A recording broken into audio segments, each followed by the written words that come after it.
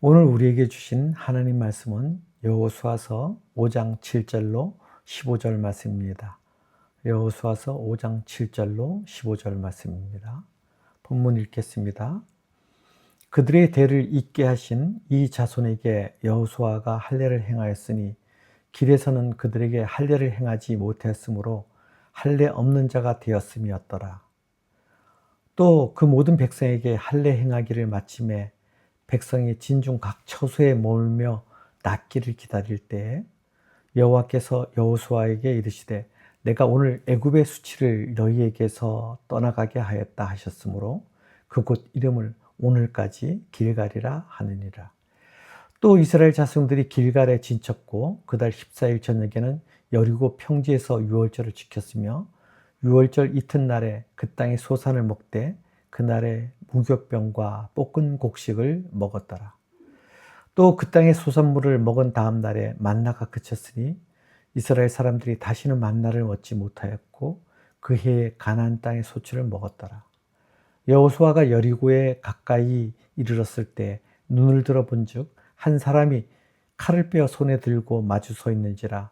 여호수아가 나가서 그에게 묻되 너는 우리를 위하느냐 우리의 적들을 위하느냐 하니 그가 이르되 아니라 나는 여호와의 군대의 대장으로 지금 왔느니라 하는지라. 여호수아가 얼굴을 땅에 대고 엎드려 절하고 그에게 이르되 내 주여 종에게 무슨 말씀을 하려 하시나이까. 여호와의 군대 대장이 여호수아에게 이르되 내 발에서 신을 벗으라. 내가 선 곳은 거룩하니라 하니 여호수아가 그대로 행하니라. 이는 살아계신 하나님 말씀입니다. 사랑하는 여러분, 본문은 가나안에 입성하게 된 이스라엘 백성들이 이제 본격적으로 가나안 정복 전쟁을 수행하기에 앞서서 그 최종 준비 단계로서 하나님과의 바른 관계를 정립하기 위한 사람이 태어나서 죽는 날까지 반드시 통과해야 할 일종의 통과 의례와 같은 의식을 거행하는 사실을 보도합니다.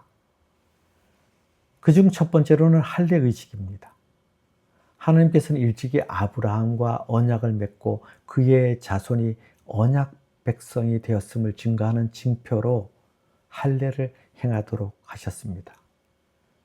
그러나 출애굽한 이후 광야에서 방황하던 40년 동안은 길 위에 있었기에 할례를 행하지 못하였습니다. 그래서 이제 가나안 정복이라는 큰일, 대업을 앞두고 무엇보다도 하나님과의 바른 관계를 정립하는 것이 필요했습니다. 그래서 하나님께서는 광야에서 태어나 할례를 받지 못한 광야 세대에게 할례를 행하도록 명령하십니다. 그리고 이어서 두 번째로 유월절을 지키도록 하십니다. 이스라엘의 유월절 준수는 그들이 시내산에서 처음으로 유월절을 지킨 이래로 두 번째로 지키는 것이자 출애굽한 이후 가나안 땅에서는 처음 지키는 것으로 하나님과의 관계를 정립하는 것과 동시에 광야에서의 모든 고난을 벗어났음을 의미합니다. 따라서 유월절을 제정함으로 시작된 이스라엘에 대한 하나님의 구원의 역사가 가나안 입성 직후에 유월절을 준수함으로 일단락되는 것을 의미하기도 합니다. 그리고 세 번째로 여호와의 군대 대장이 여호수아 앞에 출현한 사실을 보도합니다. 여기서 여호와의 군대 대장이 가나안 정복 전쟁이 시작되는 시점에 이스라엘의 지도자 여호수아에게 나타난 것은 앞으로 전개될 가나안 정복 전쟁이 단순히 영토를 차지하기 위한 정복 전쟁이 아니라 하나님께서 친히 이스라엘과 함께 싸워주시는 성전, 거룩한 전쟁임을 암시하는 것입니다. 이와 같이 오늘 본문은 하나님께서 요단강을 건넌 이스라엘 백성들에게 가나안 땅 정복을 위한 준비를 시키는 내용입니다. 요단강을 건너온 이스라엘 백성들은 지금 역사적인 순간 앞에 서 있습니다. 이제 시작이다라고 외치며 곧바로 전쟁을 시작해야 할 것 같은 순간입니다. 요단강을 건너는 기적을 체험했기에 이스라엘 백성들은 하나님께서 이제 곧바로 가나안 정복을 위한 전쟁을 명령하실 것으로 생각했습니다. 그런데 하나님께서는 전혀 예상하지 못한 명령을 내리십니다. 정복 전쟁이 아니라 준비를 명하십니다. 정체성을 회복하라고 하십니다. 왜입니까? 왜 그렇습니까? 놀라운 기적, 그 경험 자체가 우리의 정체성, 즉 믿음을, 신앙을 올바로 세워주지 못하는 것이기 때문입니다. 기적이라는 그 경험이 도리어 우리를 교만하게 하고 들뜨게 하고 현실 감각을 잊어버리게 하거나 자신이 무엇인가 된 것처럼 착각하게 만들기도 하는 위험한 일이기 때문입니다. 많은 사람들이 기적을 체험하고 하나님이 하셨다고 말하면서도 사실은 체험을 뛰어넘어 그 너머에 있는 올바른 영적 진리를 구하고 영적 생활을 추구하기보다는 계속 눈앞에 기적을 바라면서 이것은 믿음 생활인지 요행이라는 기적이라는 열매만 바라는 삶인지를 구분하지 못하는 일에 빠지기 때문입니다. 무엇보다 하나님의 구원은 일회성 이벤트와 같은 단순한 사건이 아니라 지속되어야 할 하나님과의 관계이며 하나님과의 관계 속에서의 삶이기 때문입니다. 하나님께서는 이스라엘 백성들을 단순히 가나안 땅에 들어가게 하는 것이 목적이 아니라 하나님의 백성으로 살아가게 하시는 것이 목적이었습니다. 그래서 기적적으로 요단강을 건너게 하신 후 하나님께서 3가지를 명령하심으로써 그들이 승리를 올바르게, 하나님을 올바르게 경험하도록 인도하십니다. 이와 같이 본문이 말씀하고 있는 이 3가지의 명령이 오늘 우리에게 주는 구체적인 교훈이 무엇인지 담백하게 여러분과 함께 살펴보길 원합니다. 그래서 첫 번째 메시지는 할례를 행하라, 즉 구원의 은혜에 합당한 정체성을 회복하라입니다. 2절에서 하나님은 여호수아에게 부싯돌로 칼을 만들어 다시 할례를 행하라고 말씀하십니다. 이 명령은 우리의 상식으로는 이해하기 어렵습니다. 왜냐하면 지금은 가나안 입성에 따른 전쟁을 시작하기 직전이기 때문입니다. 여러분도 아시다시피 할례를 행하면 며칠 동안 전투가 불가능합니다. 치료받는 상태에서 완치가 될 때까지는 전투력이 무력한 상태가 됩니다. 그런데도 하나님은 명령하십니다. 왜입니까? 이유는 출애굽 당시 사람들은 할례 받은 사람들이었지만 광야에서 태어난 광야세대 사람들은 할례를 받지 못했기 때문입니다. 창세기 17장 10절과 11절에 너희 중 남자는 다 할례를 받으라. 이것이 나와 너희와 너희 후손 사이에 지킬 내 언약이니라. 너희는 포피를 베어라. 이것이 나와 너희 사이의 언약의 표징이라는 말씀처럼 할례는 하나님께서 아브라함과 그 후손들 사이에 맺으신 언약의 증표입니다. 하나님의 언약 백성이라는 증표입니다. 그래서 하나님께서는 이스라엘 백성들이 가나안 민족과 싸워야 하는 시점을 앞두고 무엇보다 그들이 하나님의 백성이라는 정체성을 갖기를 원하셨습니다. 앞서 말씀드린 대로 할례는 군사적으로 볼 때 무모한 일처럼 보입니다. 그러나 하나님은 요단강을 건넌 기적 체험 이후 이스라엘 백성들이 하나님의 백성이라는 정체성을 잊어버리고 두려움에 사로잡혀 있는 상황임을 아셨기에 할례를 명하셨습니다. 할례는 무엇입니까? 단순한 의식이 아닙니다. 나는 하나님께 속한 사람이다라는 표징입니다. 하나님은 그들에게 이렇게 말씀하십니다. 너희는 전쟁하는 군대이기 전에 먼저 나의 백성이다. 그리고 하나님은 선언하십니다. 여호수아서 5장 9절에 내가 오늘 애굽의 수치를 너희에게 떠나가게 하였다. 여기서 수치는 무엇입니까? 애굽의 노예로 살았던 삶, 죄의 종되었던 삶, 하나님 없이 살았던 삶, 그 모든 과거의 삶인 것입니다. 할례를 행하는 것은 하나님의 백성, 언약 백성임을 확증하는 것이고 또한 애굽의 수치를 끊어내는 일이라고 말씀하십니다. 지금 광야 세대는 애굽의 압제 시절을 직접 경험하지 않았지만 그들의 부모 세대가 가졌던 노예 근성과 불신앙이라는 유산을 물려받은 상태였습니다. 그래서 할례를 통해 그들이 더 이상 애굽, 즉 세상의 소속이 아닌 전적으로 하나님의 소유임을 선포하시며 애굽의 수치를 끊어내야 한다고 말씀합니다.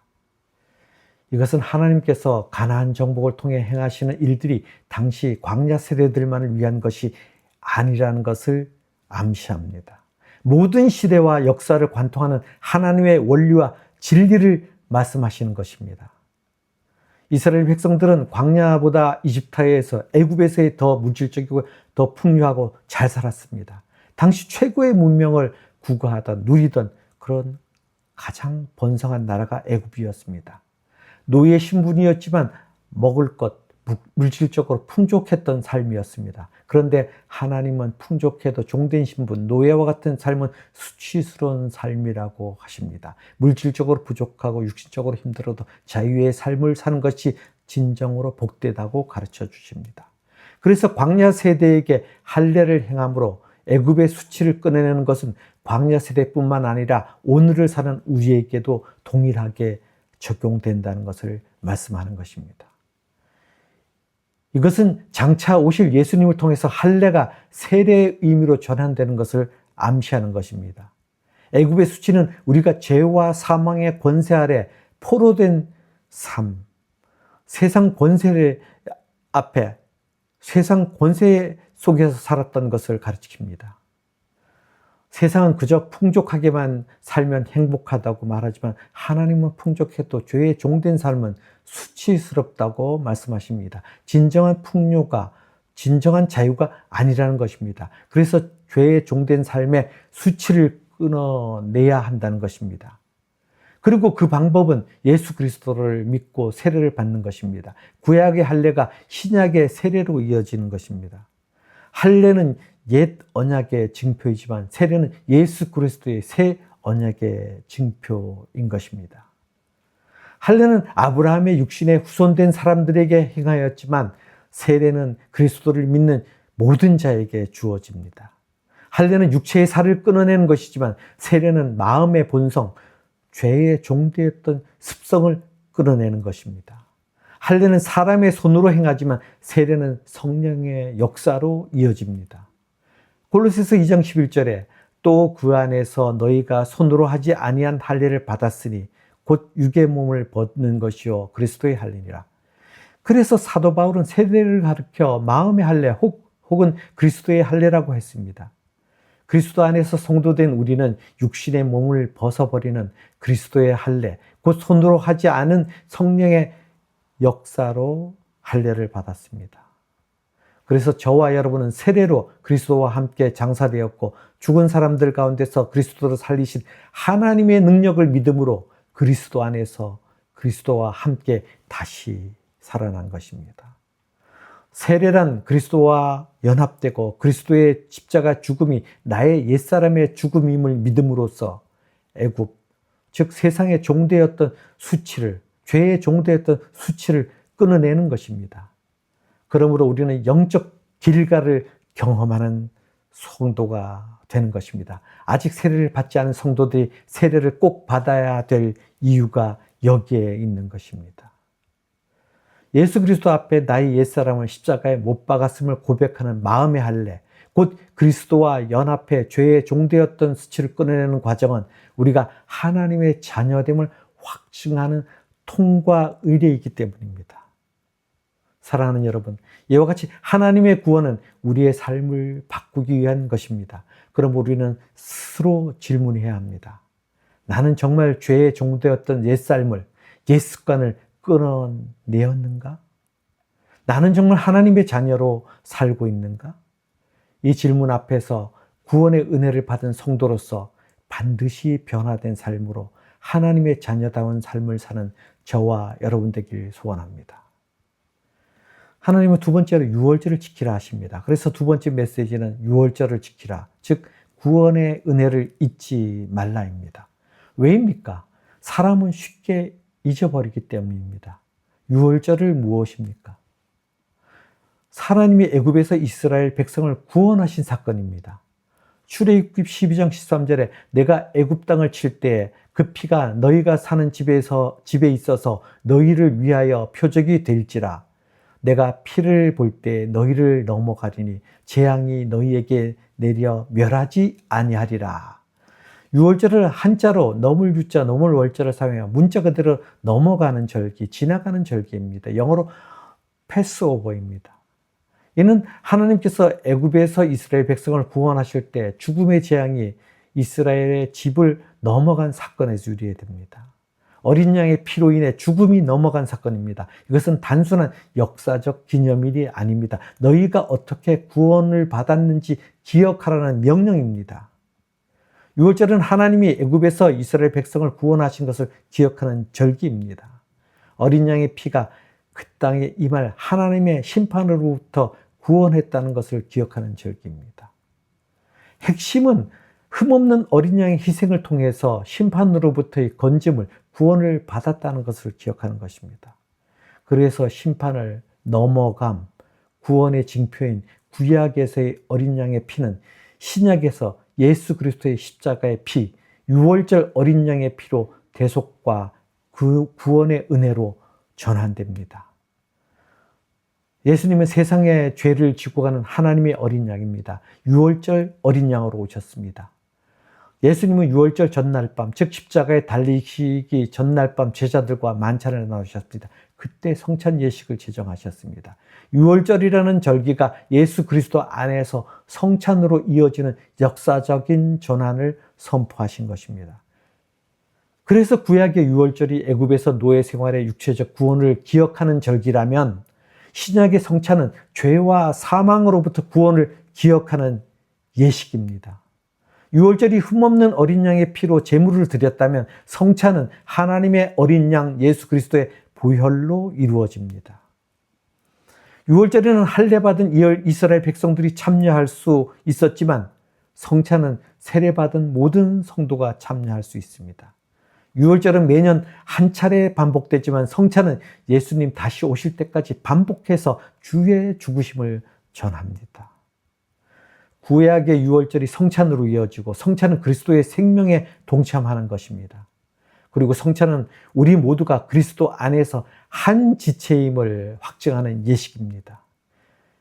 이와 같이 하나님이 할례를 행하라 하시고 유월절을 지키라 하신 것은 오늘을 사는 우리 신앙생활의 세례와 성찬으로 연결됩니다. 사랑하는 여러분, 우리는 무엇으로 구원을 받았습니까? 우리의 어떤 선한 행위입니까? 우리의 노력입니까? 우리의 의로움입니까? 아닙니다. 오직 어린 양 되신 예수 그리스도의 피, 보혈의 피입니다. 그래서 신약에서는 유월절이 성찬으로 이어집니다. 성찬은 무엇입니까? 나는 예수 그리스도의 은혜로 살아가는 사람이다라는 고백입니다. 그런데 우리는 자주 잊어버립니다. 시간이 지나면서 은혜가 당연해지고 감사가 사라집니다. 결국에는 순종도 사라집니다. 그래서 하나님은 말씀하십니다. 기억하라고 말입니다. 왜냐하면 기억하는 사람만이 감사할 수 있고 감사하는 사람만이 순종할 수 있기 때문입니다. 사랑하는 여러분, 우리의 신앙이 무너지는 이유를 찾는 것은 그렇게 어렵지도 그리고 복잡하지도 않습니다. 은혜를 잃어버렸기 때문입니다. 감사를 잊어버렸기 때문입니다. 구원의 은혜를 기억하는 사람은 교만할 수 없습니다. 십자가를 기억하는 사람은 불순종할 수 없습니다. 그래서 우리는 날마다 고백해야 합니다. 나는 예수 그리스도의 은혜로 사는 사람입니다. 나는 은혜로 구원받은 사람입니다. 그때 우리 삶은 달라집니다. 순종이 의무가 아니라 감사의 표현이 됩니다. 그렇습니다. 감사할 수 있게 순종할 수 있는 것입니다. 세 번째 메시지는 내 발에서 신을 벗어라. 즉 구원의 은혜 앞에 항복하라입니다. 역사적인 중요한 사건 이면에는 선지자나 지도자가 하나님을 대면하는 경험을 통해 비전이나 경고를 받습니다. 성경에 칼을 든 사람이 나타날 때는 엄중한 경고를 주시는 경우로 나타납니다. 민수기 22장에 발람 선지자가 하나님의 뜻을 거스르고 모압 왕의 제안을 받아서 이스라엘을 저주하러 갈 때가 그랬고, 창세기 3장에 아담과 하와가 범죄한 후에 에덴 동산에서 쫓겨날 때 하나님은 그룹들, 천사들과 두루 도는 불칼을 두어 생명나무의 길을 지키게 하실 때 그랬고, 역대상에 다윗이 교만하여 인구 조사를 했을 때 하나님이 천사를 보내 예루살렘을 치게 하실 때 그랬고, 요한계시록 19장에 백마를 탄 존재, 즉 예수 그리스도의 입에서 예리한 검이 나와 만국을 칠 것으로 묘사할 때 그랬습니다. 그래서 지도자는 하나님의 경고 앞에 순종하는 것이 매우 중요하다는 것입니다. 여호수아가 혼자서 여리고 들판에 나아갈 때 손에 칼을 든 한 사람을 만납니다. 여호수아 앞에 나타난 칼을 든 존재는 사람의 모습이었고 군대 대장이었습니다. 하나님께서 상황과 필요에 맞는 모습으로 나타나시는 것을 하나님의 현현, 분명하게 나타남을 하나님의 현현이라고 부릅니다. 13절에 여호수아는 묻습니다. 너는 우리를 위하느냐, 우리의 적들을 위하느냐라고 말입니다. 이 말은 당신은 우리 편입니까? 적들의 편입니까? 라고 묻는 것입니다.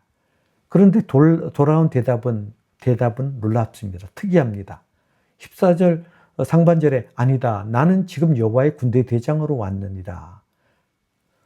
동문서답처럼 보이지만 하나님이 함께 하신다는 것을 오해하지 말라는 의미입니다. 하나님께서는 여호수아와 함께 하신다고 약속하셨습니다. 여호수아서 1장 8절에 이 율법책을 내 입에서 떠나지 말게 하며 주야로 그것을 묵상하여 그 안에 기록된 대로 다 지켜 행하라. 그리하면 내 길이 평탄하게 될 것이며 내가 형통하리라는 말씀입니다. 조건적인 함께 하심이었습니다. 순종이 조건이었습니다. 하나님은 이스라엘 민족의 수호신이 아니라는 것입니다.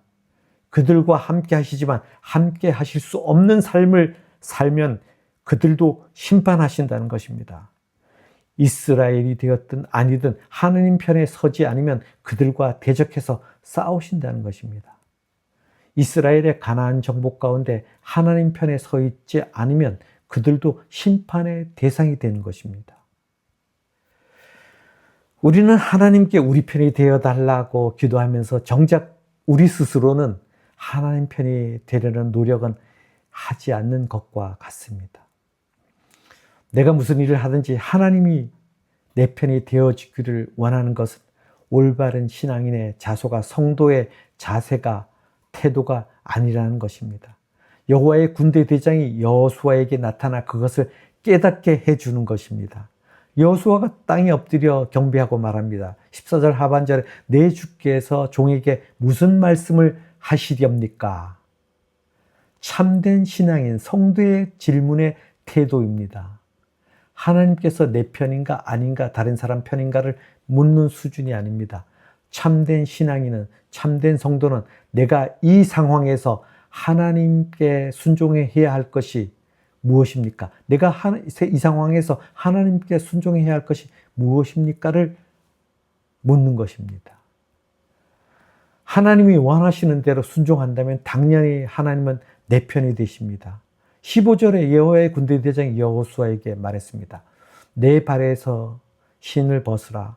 내가 서 있는 곳은 거룩한 곳이다. 그 말을 듣고 여호수아가 그대로 행했습니다. 당시 문화로는 누군가 앞에서 신을 벗는다는 것은 상대방의 종이 된다는 것을 의미합니다.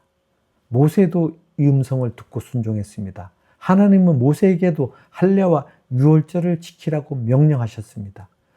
여호수아에게 주신 이 세 가지 명령은 모세에게 주셨던 명령과 동일합니다. 여호수아에게 주어진 사명이 모세에게 주어진 사명과 동일하다는 것입니다. 이것은 제2의 모세로 부름받은 것임을 우리는 알 수 있습니다. 신을 벗는다는 것은 무엇입니까? 권리를 내려놓는 것입니다. 주권을 내려놓는 것입니다. 내 소유권을 포기하는 것으로 이것은 나는 주인이 아니라 종입니다라는 고백입니다. 따라서 신을 벗는 것은 순종을 의미합니다. 그리스도의 명령에 따르는 하나님의 종임을 확증하는 것입니다. 하나님이 원하시는 것은 우리가 세상을 정복하기 전에 먼저 하나님이 우리를 정복하게 하는 것입니다. 우리의 주가 되시는 것입니다. 우리가 무엇인가를 이루기 전에 하나님께 먼저 항복하고 엎드리고 하나님께 정복된 자가 될 때 주어진 소명을 이룰 수 있습니다. 사랑하는 여러분, 하나님께서는 가나안을 정복하기 전에 먼저 여호수아를 정복하십니다. 그와 같이 하나님께서는 우리 인생을 축복하시기 전에 먼저 우리를 다루십니다. 우리를 정복하십니다. 왜입니까? 하나님께 순종하지 않는 사람은 하나님의 일을 할 수 없기 때문입니다.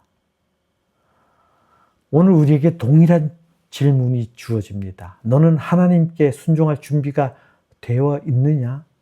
너는 정말 하나님 앞에 신을 벗었는가? 라고 말입니다. 순종은 감정이 아닙니다. 순종은 선택이고 결단입니다. 그리고 진정한 순종은 이 질문에서 시작됩니다. 하나님, 지금 제가 무엇을 해야 합니까?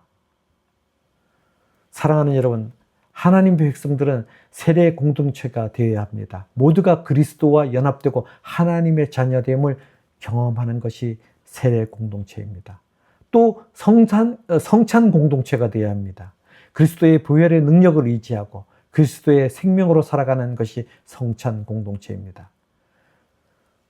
순종의 공동체가 되어야 합니다. 하나님의 종된 공동체로서 그분이 명하시는, 하나님이 명하시는 일에 온전히 순종하는 공동체입니다. 바로 그러한 공동체가 될 때 우리가 세상을 변화시키는 하나님의 귀한 백성, 자녀가 될 것입니다. 이와 같이 저와 여러분이 하나님 앞에서 신을 벗고 우리가 밟는 땅마다 거룩한 땅으로 변화시키는 주의 백성들이 되기를, 주의 자녀들이 되기를 소원합니다. 말씀을 정리합니다. 사랑하는 여러분, 하나님이 이스라엘에게 세 가지를 요구하셨습니다. 정체성을 회복하라, 은혜를 기억하라, 그리고 감사하며 순종하라. 이 세 가지는 오늘 우리에게도 동일하게 적용됩니다. 이렇게 적용됩니다. 세례 공동체가 되라. 나는 하나님의 자녀입니다. 성찬 공동체가 되라. 나는 하나님의 은혜로 살아갑니다.